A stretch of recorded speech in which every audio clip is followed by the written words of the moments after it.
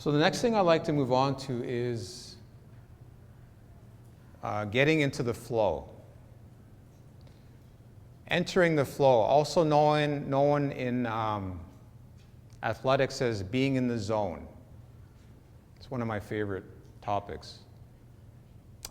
Before I go on, do you know what time we're at? I want to make sure I'm okay? Okay. So, entering the flow. All of life is in a state of flow. Now, if you look at the natural world, it's all in a state of flow.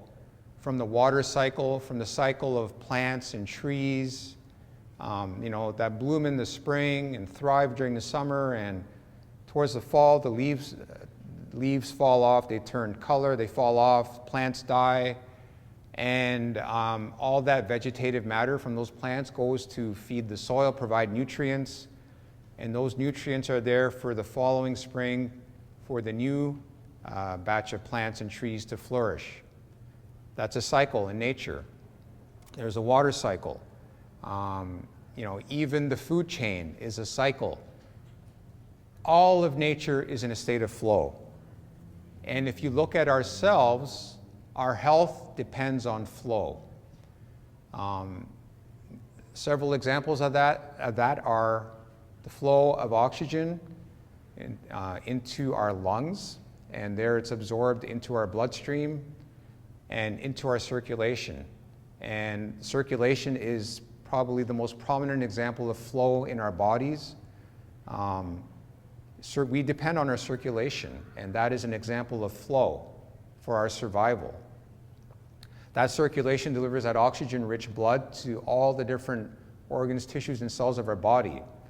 So flow is a part of who we are, okay? And it is important to embody and reinforce that flow in our lives. Often it doesn't feel like we're in flow. When we're facing challenges, when things aren't going right, and when we are ill. Now, flow is also known as being in the zone, and being in the zone is something that we attribute to athletes in professional sports, and some of our greatest athletes like Michael Jordan, Wayne Gretzky, and that's Novak Djokovic up there. They had the ability to get in the flow, when they needed to. And the question arises, how do we get into the flow and stay in the flow for our greater health? So in my book, and I can't get into all of it here because there's so much, but in my book there is a whole chapter on entering the flow, and I talk about 4 levels of flow. And they are inner flow, physiologic flow, body flow, and outer flow. So I'm just going to touch on these here. Inner flow means being in the moment, focusing on our thoughts and feelings in the moment. Aside from what I talked about earlier about negative thoughts and emotions, I'm talking about being in the moment and just allowing our thoughts and feelings to flow and not getting hung up or caught up on any one of those. At any given time, we should be focused on what's going on inside of ourselves as well as our external environments, okay? Because within ourselves, we can access, access that deep well of innate wisdom, of intuition, of creativity and imagination. All of that comes from within us, not from outside of us. Physiologic flow, I've already talked about. I've talked about respiration. I've talked about circulation. There's also cerebral spinal fluid, which is produced in the brain and circulates throughout the brain and the spinal cord.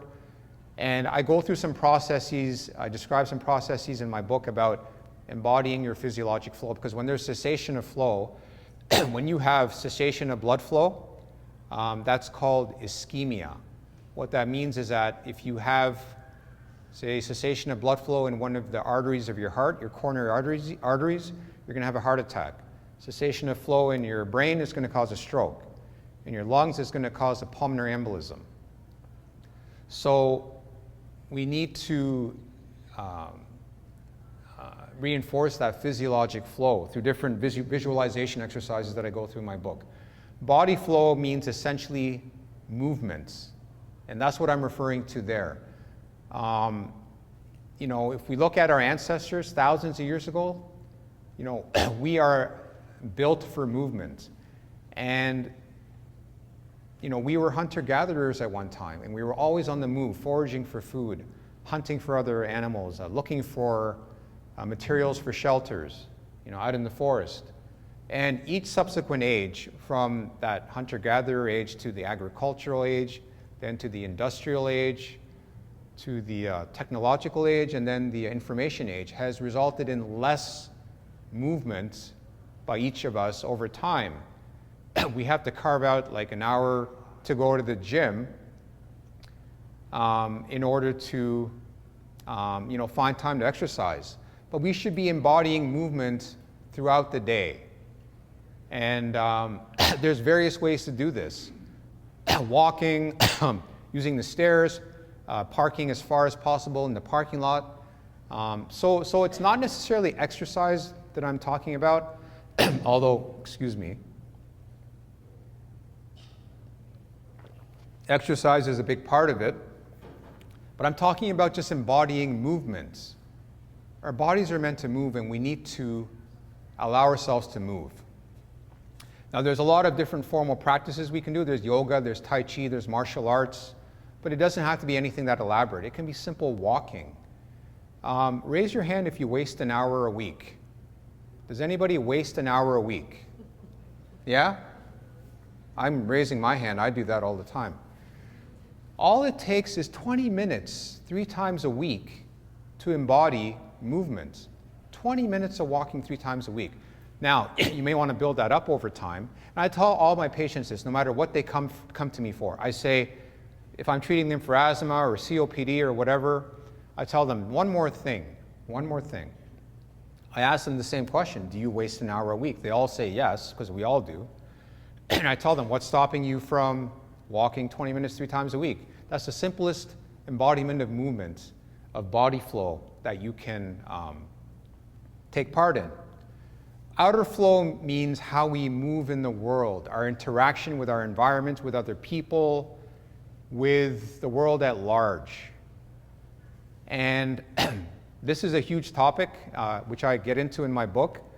But what I'm going to briefly say about this is that we are all connected. We are not separate. Separation is an illusion. We are all connected to each other. And everything and everyone is simply an extension of who you are.